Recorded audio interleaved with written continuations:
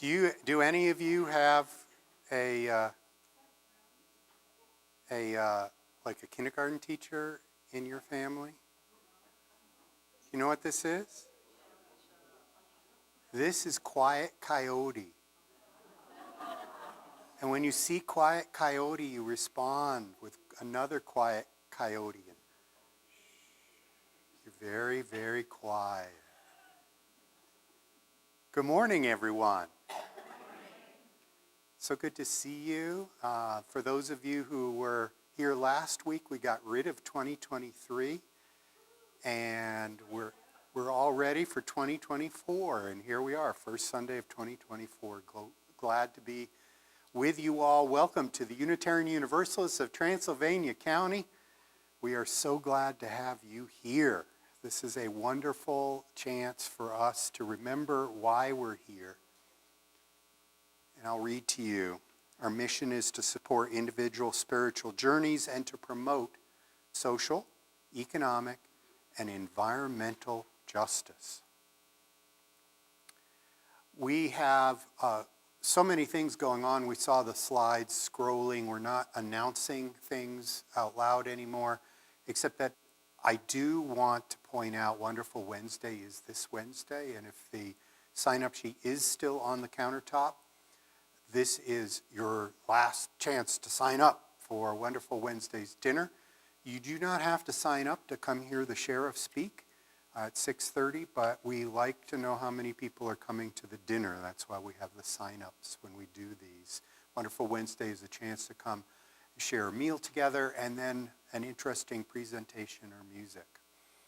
I also want to be sure that we welcome our special musician. Welcome back, Julie Berger. So glad to have you with us. Some people are recognizing you. This is good. And a lovely chance to start the new year with the special music. I'm glad. Later, when we come to the offering time, we'll take a little extra time and talk about our special collection of this month. But we'll skip until that point. And Jill, you good? All right, we'll do that then. We have candles of joys and sorrows this morning. And I was trying to see if we had something in particular. We have a few here. Check the pulpit as well. The pulpit is empty. But we do have one note here from Gary and Wendy. They have a joy of a new granddaughter, Esther, who joins the family of their son Ben, daughter-in-law Leah, and 3-year-old grandson Reuben in Philadelphia. Congratulations! Candle for that. I would like to light a candle for those in Japan who are suffering losses through the earthquake, both to their property or to the, last time I looked, 110 people who died New Year's in the earthquake in Japan. Are there other candles? Yes, Katie. I have a joy. I am very glad that I'm happy to see members of the community that we have been sick with crud the last week or so. So lots are going around and good to see faces back here in the congregation. So Katie's saying glad to see people who are back in the congregation and also worried about those who are suffering from the crud that's going around. So. Yeah, whichever version. Yeah. We had a candle for you too, not just announcing you, but a candle for you, Julie Berger, be in here. A light for you. Others? Yes, Rick?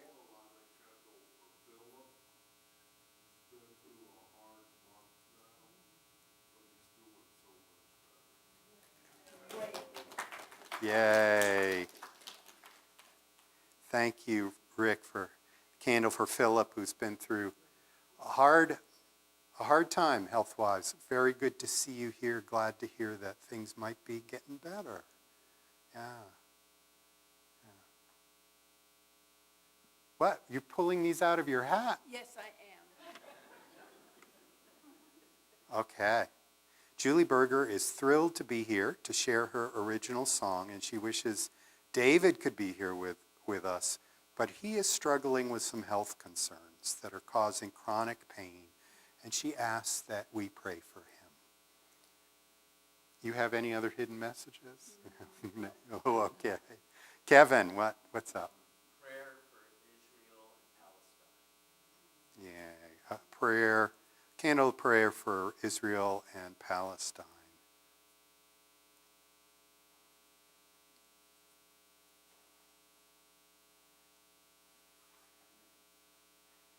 And for those of you who are online, could not be with us, whatever is held in your hearts, we light a candle for those things not yet mentioned.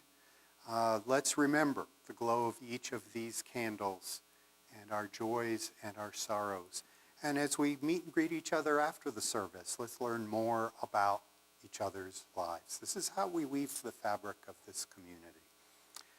I ask you to now turn to each other and recognize the inherent worth and dignity of all of those around you.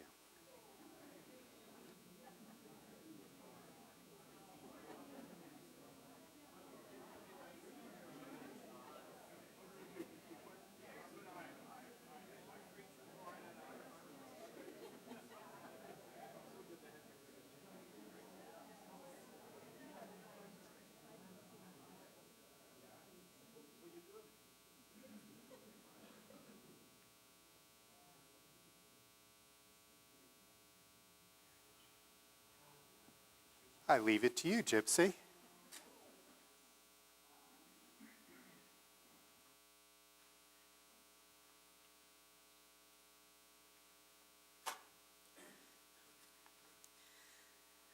The opening words are by Reverend Dr. David Breeden.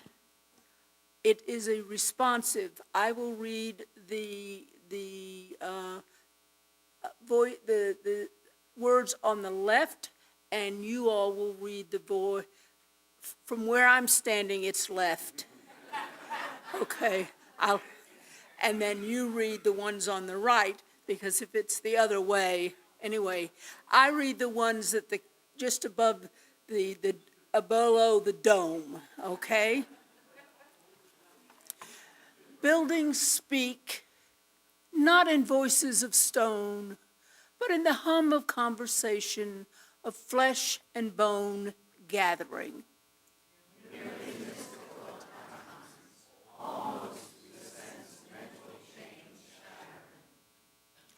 Almost we hear birds wrenching free of their cages. And the walls long hidden in the corners of our minds, walls so defining hold us fast. Until together our voices rise, trust blooming. Until their silence sounded blue unending. Judgments wither like cut flowers, then and love. Love is the ground on which we dance, singing of liberation. If you all will now stand as you're able to sing the opening hymn, 1008, When Our Heart is in a Holy Place.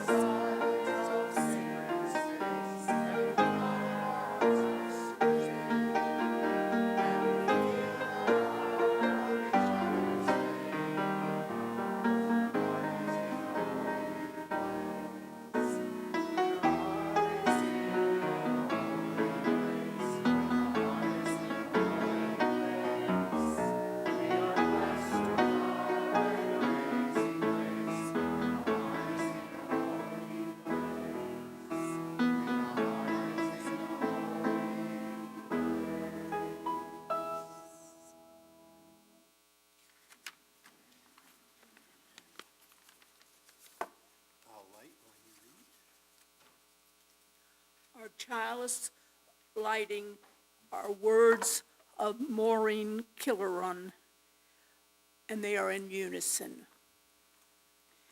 In hard times, let us look first to the response of love in the midst of challenge. May our challenge flame bear witness to the inherent worth and dignity of every human being.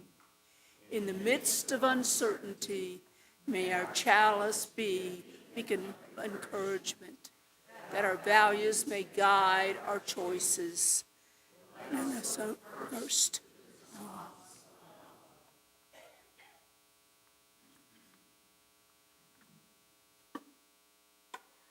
We invite Kevin forward.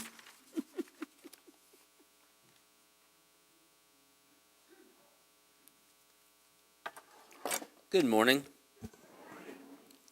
So good to see all of you here. This month, our theme is liberating love.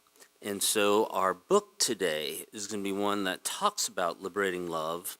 If you wonder what exactly is liberating love, I like to look at it as something that draws us together, something that helps us look beyond ourselves to doing something greater for the group, for the community, something that helps us get over our fears so that we can live fully together.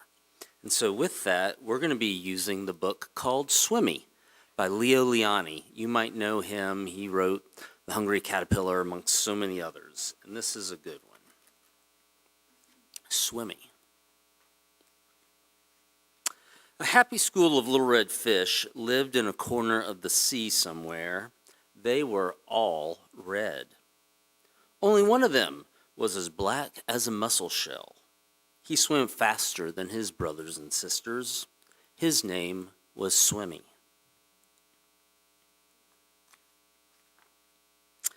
One day, a big tuna fish, fierce and very hungry, came darting through the waves. In one gulp, he swallowed all the little red fish. Only Swimmy escaped. He swam away in the deep, wet world. He was scared, he was lonely, and very sad. But the sea was full of wonderful creatures, and as he swam, he marveled that he could be happy again. He saw Medusa made of rainbow jelly. He saw a lobster who walked like a water-moving machine. Strange fish pulled by an invisible thread. A forest of seaweed growing from sugar candy rocks.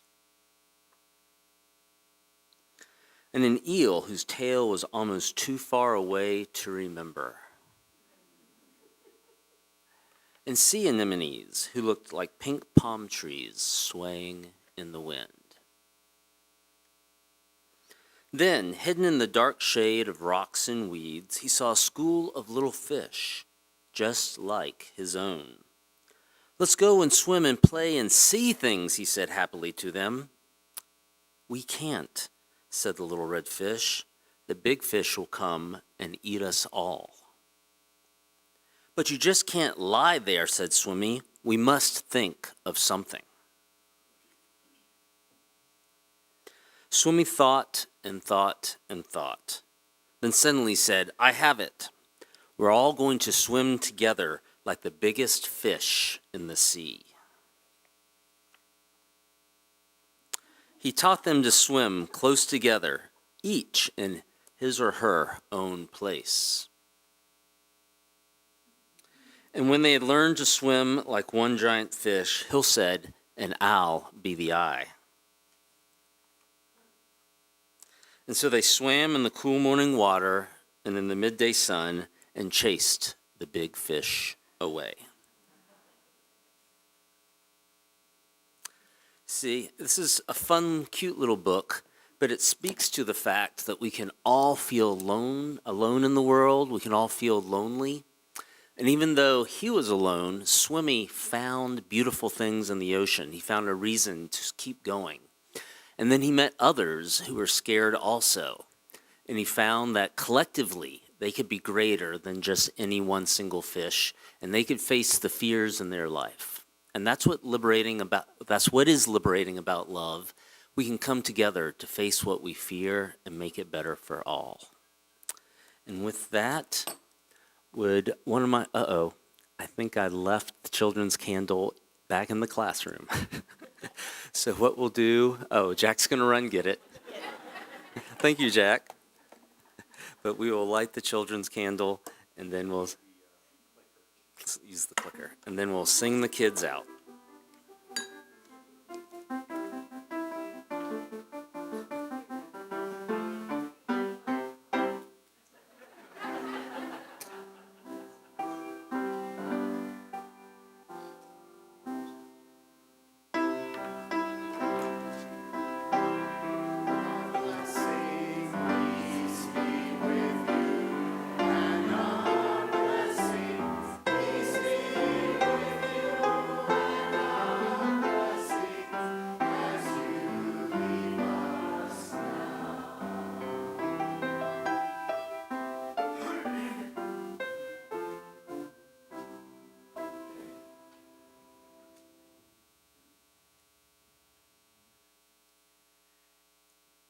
Each week I think of something fun and special to say out loud to convince you to open up your pockets and give more than a few small coins to the good of this congregation and to what you voted on to help us support each month, charity of the month. I'm going to invite Jill, if you would come forward, and we have a special presentation for this month's special organization. Come on up.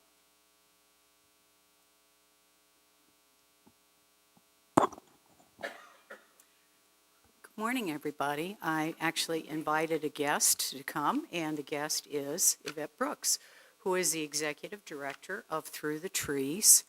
I don't know if you've ever met a true visionary before, but Yvette is a true visionary. She is the type of person that recognizes a problem, comes up with solutions, and then finds a way to work it out. And she's done this tremendous job with Through the Trees. The digital divide is disproportionately affecting low-income families in rural communities and unorganized areas. And this became increasingly pronounced during the pandemic. Yvette and I worked together at SAFE, and during that time, she began to realize what a serious problem it was when children were being without the needed technology that they had to work at home. And this is when let's see, I'm trying to say the days where they had to stay at home, the cyber learning days became cyber learning months, and eventually about a year and a half of cyber learning. And those who lived in areas that there was no reception, et cetera, were really affected tremendously by this.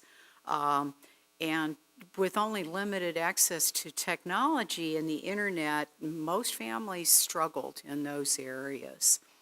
The mission of Through the Trees is dedicated to helping everyone in the county to have access to reliable internet and affordable technology. The focus is on providing internet and devices to low-income households, and money donated to this organization provides support for many rural people in our county. Our goal is to empower individuals with the skills and the knowledge they need to participate in our digital world.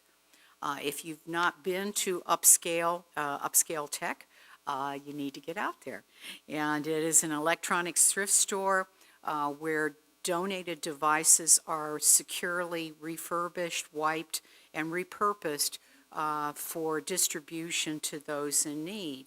And these qualifying households are sold through our store to provide funding for efforts. Our electronic refurbishing program allows them to match donated devices to individuals as needed. So we have a little video, which I think will show you a lot more, that was created by Yvette and her daughter Alora, which I think you'll enjoy.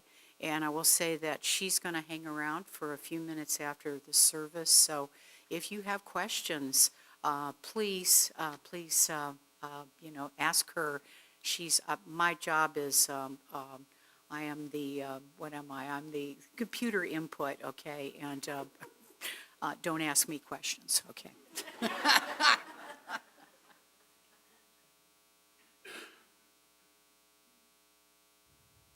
You know that the internet has changed our lives forever. Access to the internet is crucial for connecting people to the information and skills they need in an increasingly digital world.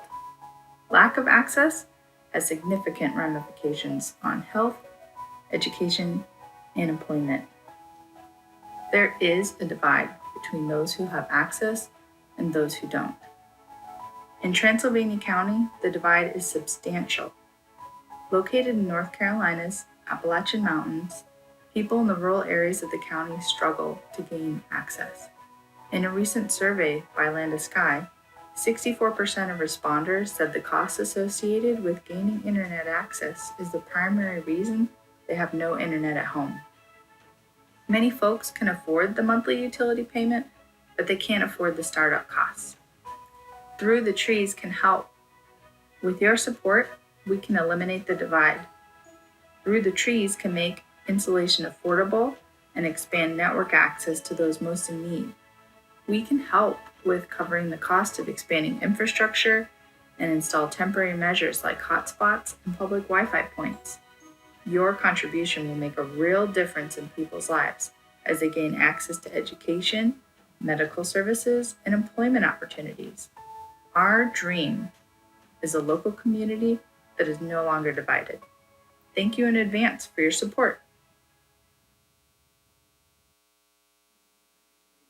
We will now gratefully receive the morning offering.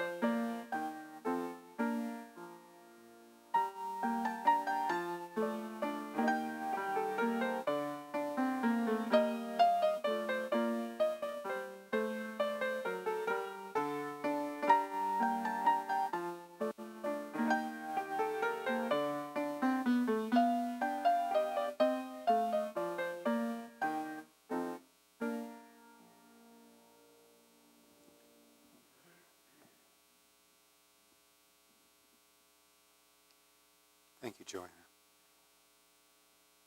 Thank you, Bonnie.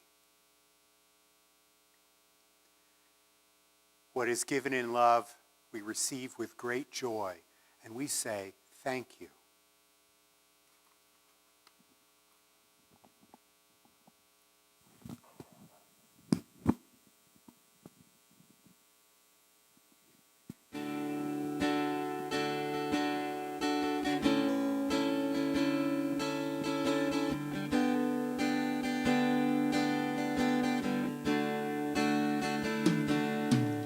Your eyes are talking to me though you don't say a word. Your hand is touching my hand and I know that I was hurt. All that is essential in our lives we get for free. Spirit is everywhere in you and in me, and I'm living in the moment and being one with God, suspending all my thoughts for just a while. Just like a little child, I'm open, running wild. I'm living in the moment and being one with God.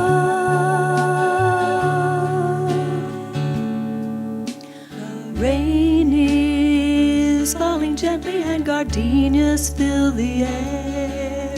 I listen to the sounds of nature, one with all that's there. Feeling the connection to the living things I see.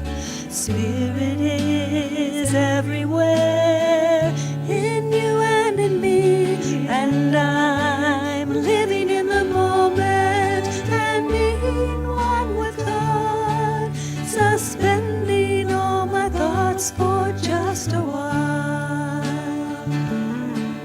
Just like a little child, I'm open, running wild. I'm living in the moment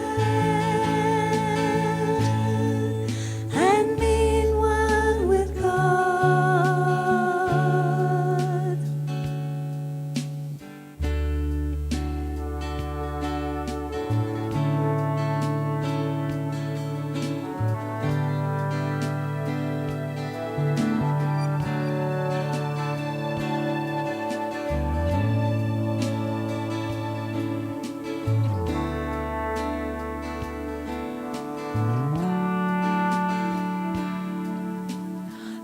Colors on the canvas blend together, start to glow. Melodies are swirling in my mind and now they flow. I'm dancing to a rhythm, repeating endlessly. Spirit is everywhere in you and in me, and I'm living in the moment and being one with God, suspending all my thoughts for just a while. Just like a little child, I'm open, running wild. I'm living in the moment, just living in the moment. I'm living in the moment and being one with God. Ooh.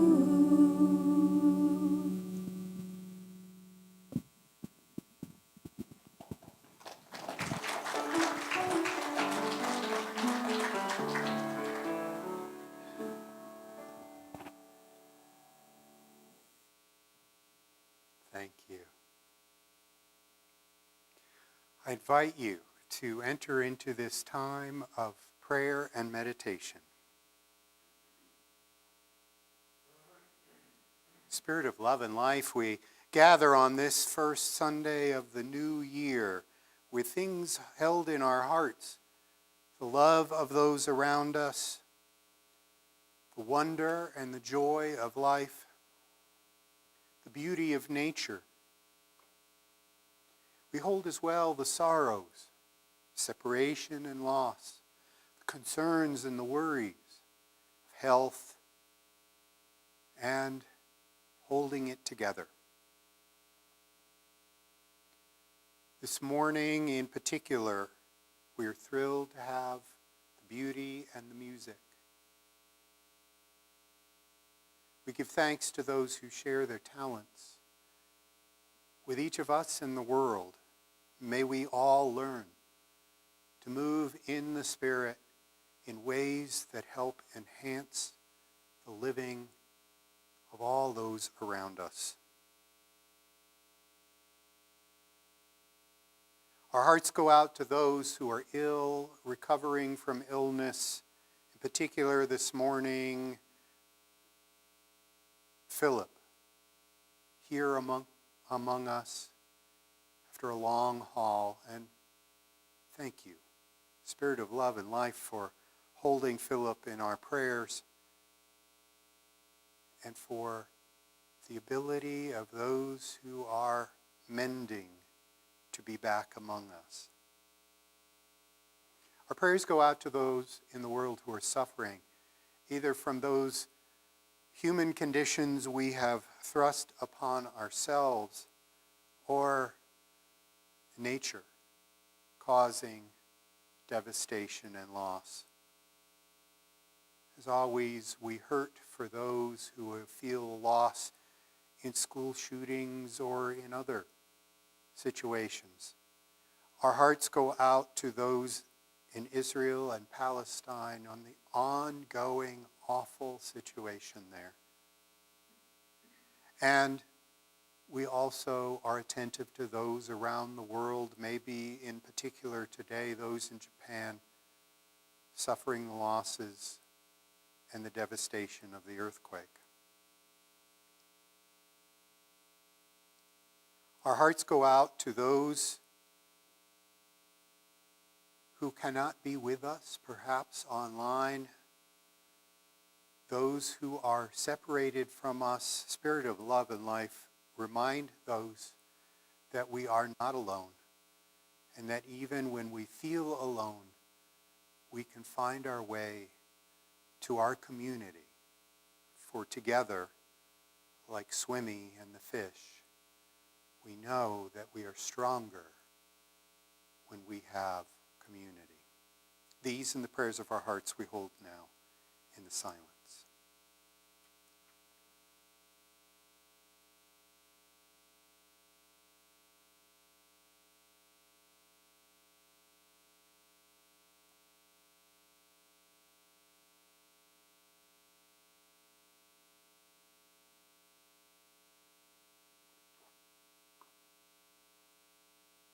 In the names of all those known and unknown, remembered and forgotten, in the names of all the helpers of humankind, we say, Amen, blessed be.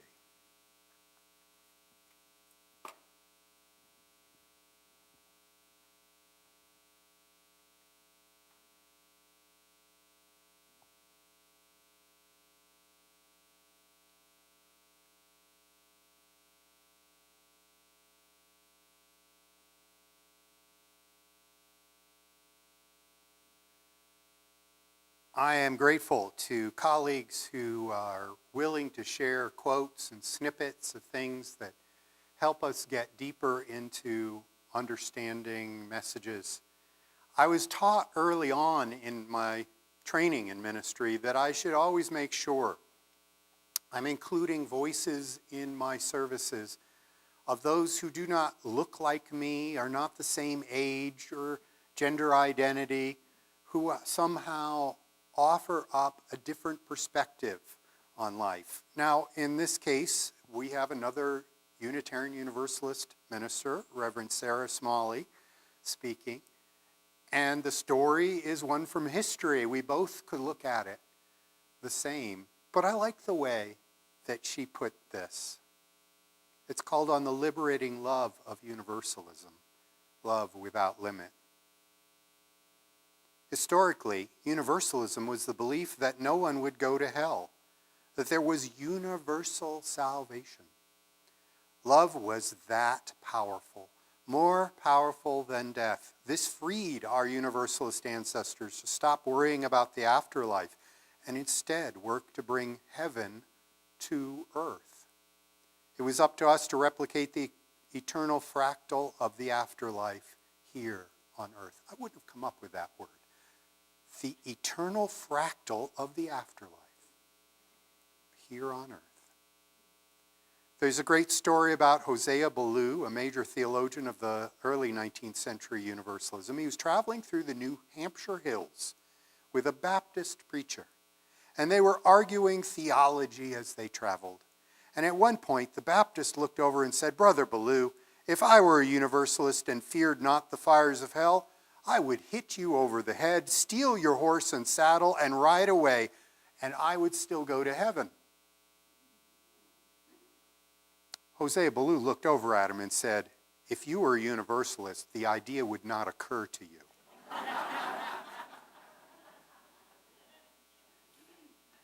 Indeed, the idea would never occur to you. If you believed to your very core that we are all loved and all are worthy.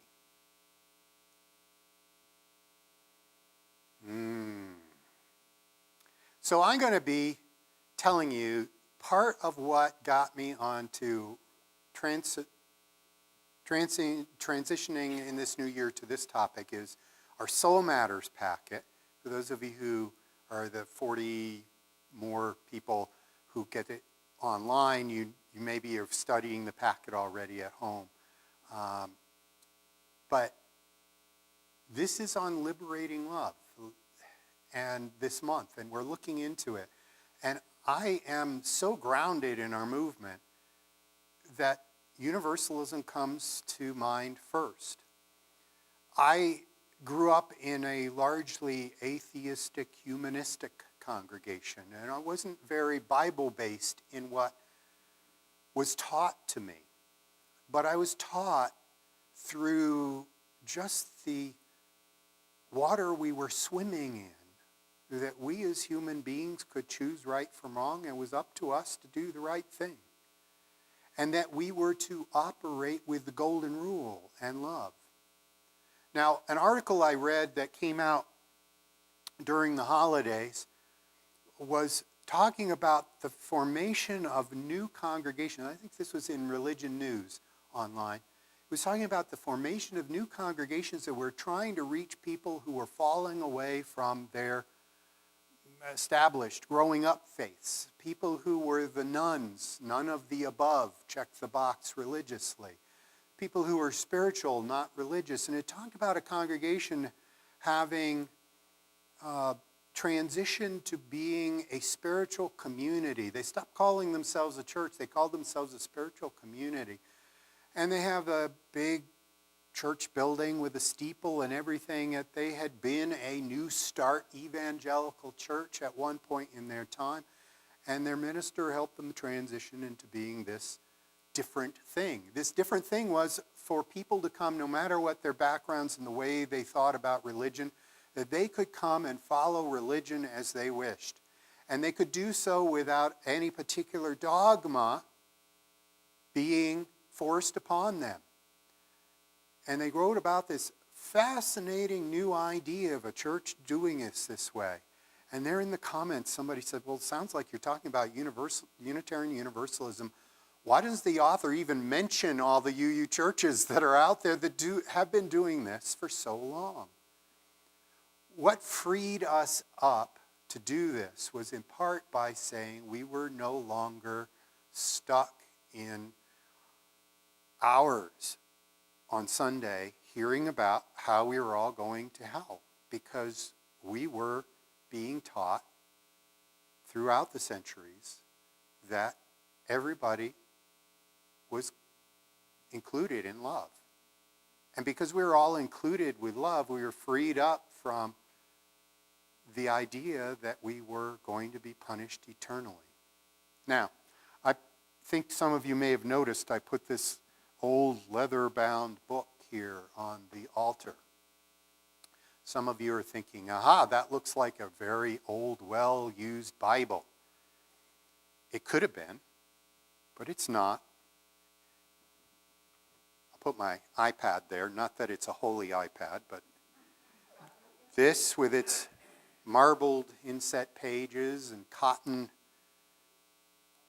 linen is an original history of the religious denominations at present existing in the United States, containing an authentic account of their rise, progress, statistics, and doctrines, written expressly for the work by eminent theological professors, ministers, and lay members of the representative denominations, projected, compiled, and arranged by I. Daniel Rupp of Lancaster, Pennsylvania, author of Der Martyrer Gerechheit, etc., published in Philadelphia by J. Y. Humphreys, Harrisburg, Clyde, and Williams, 1844. And, of course, a title page in 1844 was exactly that long. Yeah. Alphabetically, you can tell by my bookmarks, where does universalism fall? So if you get bored by reading this volume, you never get back to the Universalists. But they're there, and they're in there.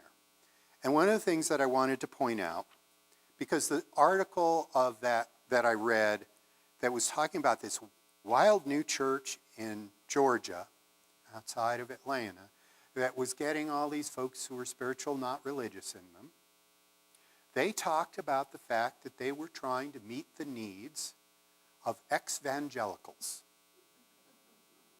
I had not heard that word before. If I had, I'd completely forgotten about ex-evangelicals. The Universalists of days of yore were, in fact, evangelical about what they were preaching about. So I'm going to give you, from 1844 language, a little bit of what universalism was being based on biblical proofs of universalism. Now, for some of you, this is where you check what you're going to buy at Ingles after church on your phone. Or you're going to do something else. But for some of you, if you're ex-evangelicals yourself, if you are bound to Christian doctrines that make it hard to stretch into the universal love ideas, if you're from some tradition in which you say, I'm glad to learn from Reverend Bob on whatever he wants to say, and if he's reading from proof texts from the Bible, this is a good thing on Sunday morning. So here we go. This is on the Universalist by the Reverend A.B. Grosh of Utica, New York. Such is the general and approved name of that denomination of Christians which is distinguished for believing that God will finally save all of humankind from sin and death, and make all intelligences holy and happy, and through the mediation of Jesus Christ, the Savior of the world. Anciently, believers in this sentiment were called by its opposers merciful doctors. Never heard that one. And at a later day, hell redemptionists and restorationers. That sounds like something you'd see on TV of people who buy old furniture. Restorationers. Within a few years past, efforts have been made to create a distinction among them by classifying them as restorationists and ultra-universalists. But the denomination itself, though composed of all classes, thus attempted to be distinguished and divided off, claims for itself the sole name of Universalist and disclaims any other distinctive title to which to be designated. The great general sentiment of the final universal salvation of all moral beings from sin and death. I don't know if they meant moral beings or mortal beings, but it says moral here. Moral beings from sin and death in which this denomination is united, and which by it's extinguished, is termed universalism, or sometimes by the varying phraseology, the Abrahamic faith. Because it's the gospel that was declared to Abraham, or sometimes the restitution, or the restitution of things, etc. But the reader may have as full information of this denomination, its faith. I will say, first and second, And third, the brief summary of the general views. Now, you can tell this is a long-winded chapter by a universalist. But I was interested to hear that it was in the story, he said the Abrahamic faith and all, that it was dating back to Adam and the serpent, that the scripture said that after bruising man's heel, that the serpent should then have his head bruised by the woman's seed. This is Genesis 3:15. I told you I was going to do some biblical grounding for the idea of universalism. Some of you are looking like, what? What? Just pull out your app on your phone and look it up. So, the bruised heel was something. Do you believe you would die from a bruised heel? No, there's some Greek myth about being stabbed in the heel, but a bruised heel, not so much. Okay. But then if you have the serpent with its head bruised, do you think that dies? If you're doing it well, yes. If you have lived in the country, yes. All right. By the seed of Eve. Okay. By the woman's seed. So a descendant of Eve will then vanquish the serpent. Okay, skip ahead. Skip ahead to Hebrews 2:14 or 1 John 3:8 and 1 Corinthians 15:57. You get the idea. It's biblically grounded. The ultimate elimination and ultimate destruction of evil, and therefore all of humanity's salvation, and what Paul called the gospel, was that all the nations, all the families, all the kindreds of the earth will be blessed, all of them. And this was through the story of Jesus. Where did the story of Jesus come from? Well, I will deviate from the 1844 version. Sorry, don't blame it on this minister. The idea of why did we need Jesus? Some folks, in looking at the Bible, said that the tester, and that's really a translation, the tester, or Satan, talked to God and said, maybe Lot is only a good follower of you because Lot is having a really wealthy, healthy life. So God, whisper, whisper, whisper, why don't you see if Lot would stay loyal to you as God if you take away his good life? And little by little, God did that and made Lot's life miserable. And at no time did Lot give up on God.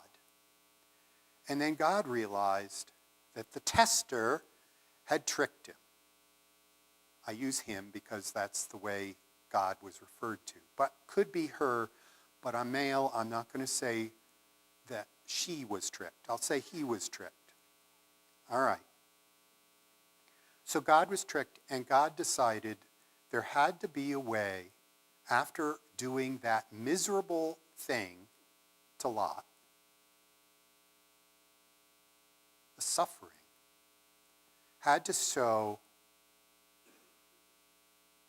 like Lot's kids all died. So I will show through the death of my child my love for everyone, and I will undo what I was tricked into doing by the tester.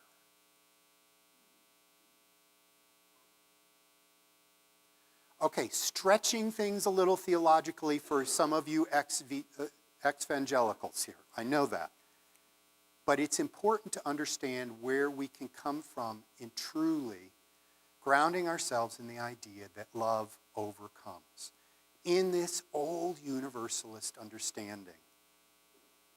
Did you know that even though we're a covenantal religion as Unitarian Universalists, we don't have a creed, there was a profession of faith, the Winchester Profession of Faith from like 1803, way, way back. And one of its points was,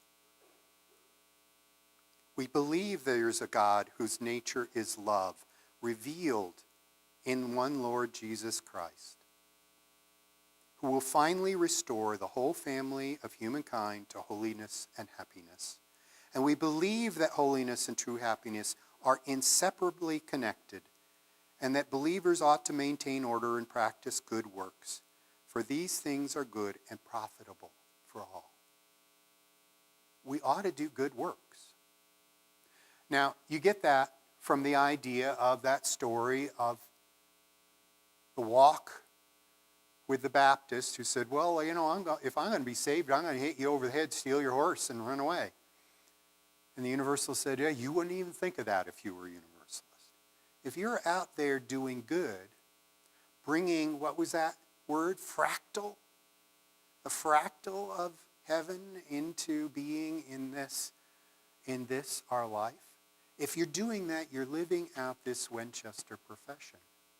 You're doing something good. You're following in the footsteps of what was being revealed. I'm going to wipe you out by a flood, but then I'm going to show you a rainbow. Going to test my strongest believer, and then realize I made a mistake by that, and show my huge love. So they said, I'll put this back and pick up my iPad again. So they said back in those days that there really was no hell, or if there was one, it was just a brief way for you to get over the bruise on your heel, to be physical therapy, to get you back up and being revitalized as your full self. What was it? The whole intelligence of yourself, the whole vitality of yourself, being able to live forever in some future state. With all that biblical grounding, I come back to the original premise that we talked about. That if you are not so worried about what's going to happen after this life, and you're more worried about how you are showing that love that you were taught, that is imbued in this religion, if you were more into helping people on their spiritual path, and what was it, social, economic, and environmental justice, bringing something to this beautiful world and its people, you are in fact living out that liberating message. You aren't stuck. You aren't worried. You're not afraid. And hopefully, no matter what people told you growing up or in whatever context of politics, you are worthy. You are worthy of all of that love.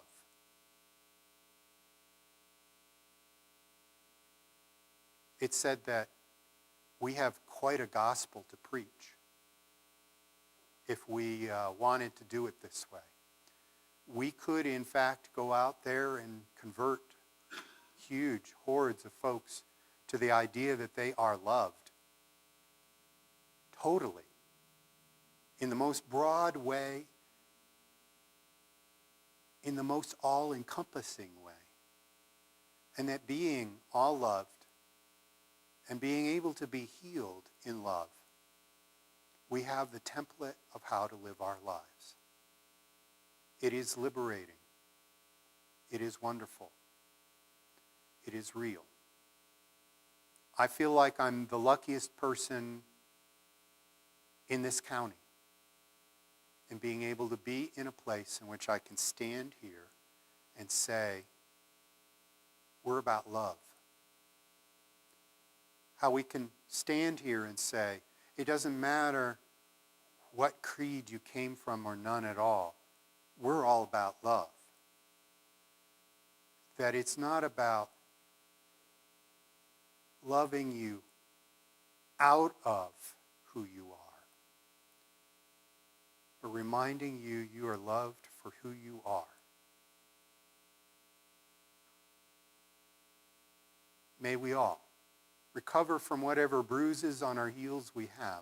May we all find our ways into spreading something of the joy, of the liberation of knowing that we're not stuck and condemned or hated, but that we are, in fact, living in a society, in a world, in an ethos, and breathing in the divine that is love. Thank you for listening to this old-fashioned, biblically grounded service.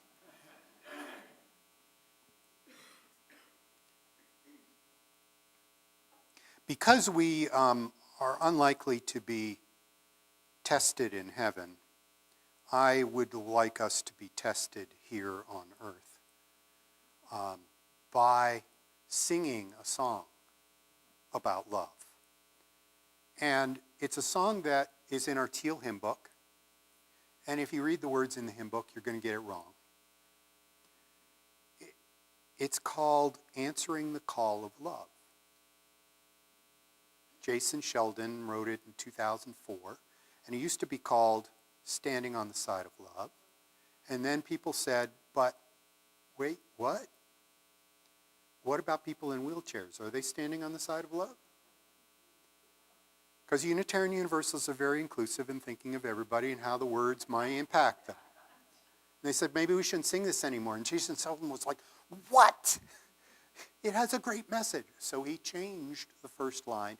We're all supposed to cross it out in pencil in our Teal hymn books and say, we are answering the call of love. And as I pointed out, and as others have pointed out, how do you stand on the side of love? I'm going to stand on the side of the chalice. I'm going to stand on the side of Katie. How do I stand on the side of love? This is an interesting idiom, and I don't quite know what it was about. So we are going to answer the call to love. And we're going to do it in a syncopated way, just like the first one, in which you weren't supposed to sing on the first beat, and some of you did anyway. I heard you. And I have been told by John I had better sing this loudly because it's a challenge. I invite you to rise as you're willing and able and sing Answering the Call of Love.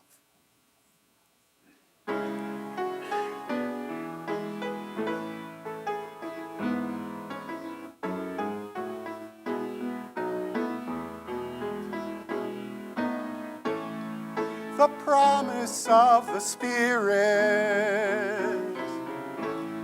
faith, hope, and love abide. And so every soul is blessed and made whole. The truth in our hearts is our guide. We are answering the call of love. Hands joined together as hearts beat as one. Emboldened by faith, we dare to proclaim we are answering the call of love. Sometimes we build a barrier to keep love tightly bound, corrupted by fear, unwilling to hear, denying the beauty we found. We are answering the call of love. Hands joined together as hearts beat as one. Emboldened by faith, we dare to proclaim we are answering the call of love. A bright new day is dawning when love will not divide. Reflections of grace in every embrace, fulfilling the vision divine. We are answering the call of love. Hands joined together as hearts beat as one. Emboldened by faith, we dare to proclaim we are answering the call of love. We are answering the call of love.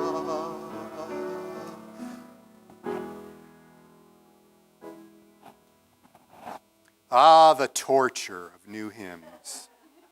But we were getting it towards the end there. Thank you. We have, out of our hymn book, a closing words of Laurel and Bellamy.